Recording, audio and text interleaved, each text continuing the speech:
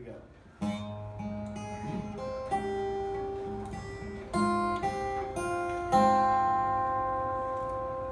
Fairy tales can come true.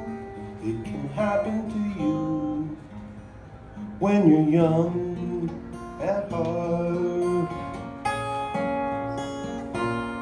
For it's hard to find to be narrow of mind when you're young at heart. You can go to extremes with impossible schemes. You can laugh when your dreams fall apart at the seams. And life goes on as something new each passing day. And love is either in your heart or on its way. Don't you know that it's worth every treasure on earth to be young at heart? For as rich as you are, it's much better by far to be young at heart. And if you should survive to 105, God forbid, and it all you'll arrive out of being alive. And here is the best part. You'll have a head start if you are among the very young at heart. Take it, Fred. Hey. Live up to it.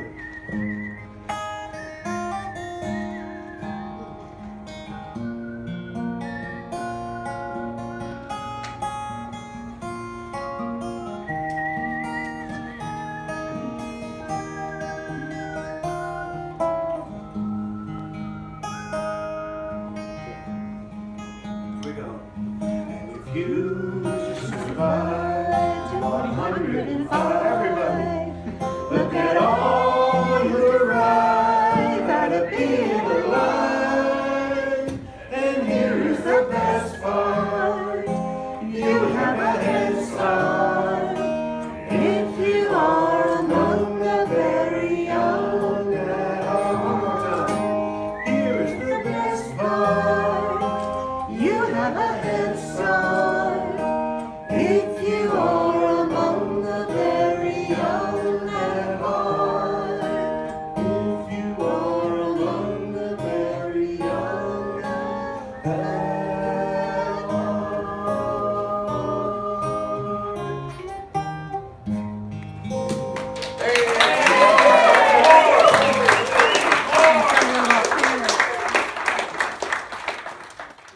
Fullest truth, exactly how I'm doing. And as far as how I feel towards my grandfather, I hope that when I'm his age and that when I grow up and become the full adult that I'm meant to be, that I can be half as sociable as him and that I can have half as many meaningful relationships as he's had throughout his life. And what can I say? He's my mate. He's my best.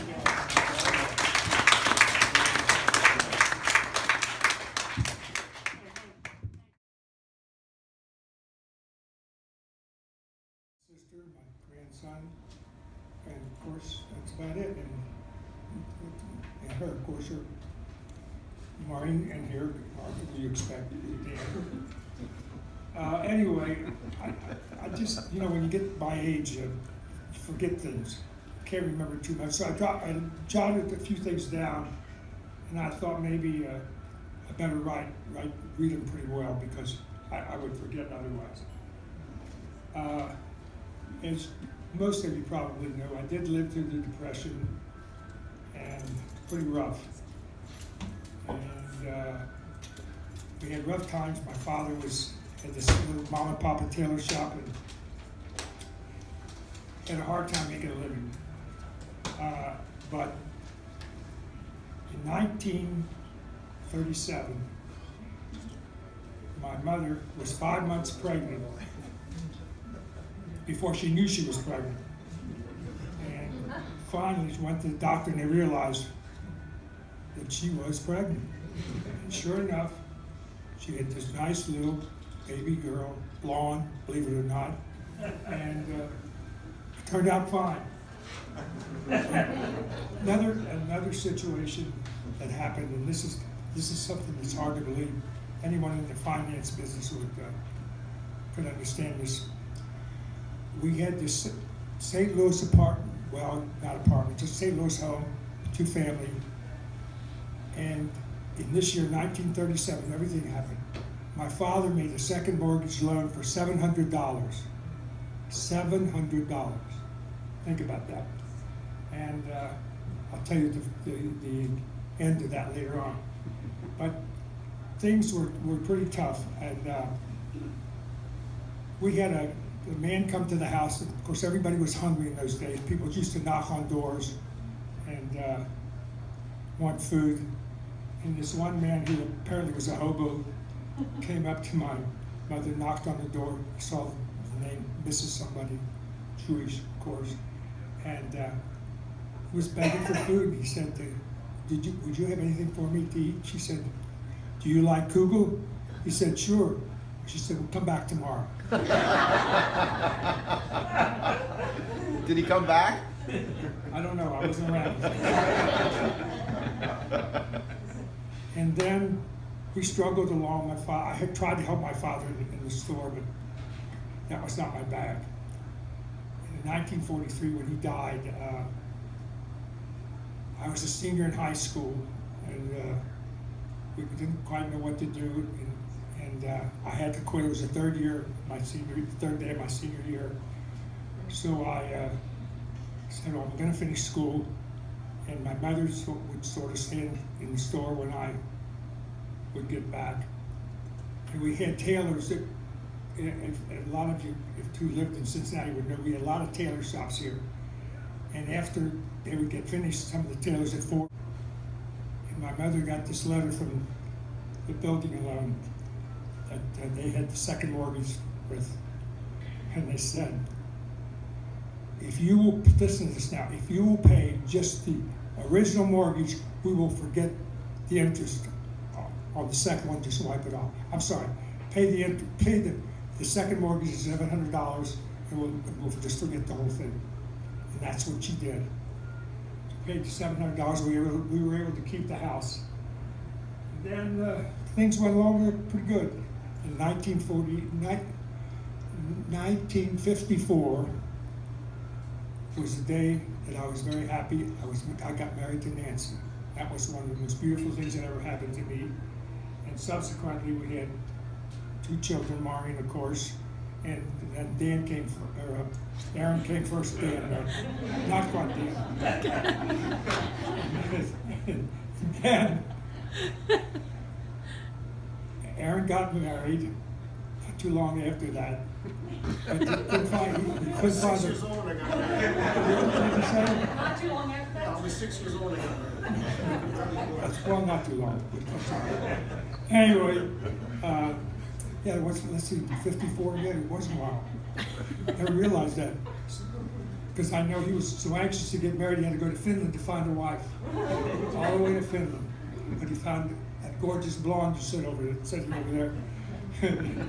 But Maureen found a nice young man, sharp guy, and they went together for ages. I couldn't understand why they never got married. And Dan told me he didn't know her. They didn't think they knew each other well enough. So that's why they waited for 15 years. And then we had the first 30 years of our marriage were just wonderful. We had a lot of fun, went a lot of different places. I had my friend Phil here, who I met in high school, or high school age. We went on a lot of trips together, had a lot of fun. He was one of these guys, just like me, could get lost in a paper bag. Never knew where he was going. But we managed to have a lot of fun, and unfortunately, after 30 years of good marriage, she passed on. And through the years having in store, I made so many friends. I don't miss working, doing the tailoring, but I certainly miss the friends, because I made a lot of friends here. Some of them are here, when I first came here, they thought maybe I was opening up a tailor shop here because there were so many people here. I said, no, that's it, I'm done. And anyway, I just want to say that I have now 2 grandchildren and 3 great-grandchildren, and one of which is Zach over here, that if he grows any taller, we're going to have to make the doorways wider or something. But everything's fine. I'm retired, as I said, and from then on, things went very well. And again, I want to thank you all for coming. It's been a wonderful day. Everything they've done, the layouts, the food, everything's just been wonderful. And if I left anything out, tell me.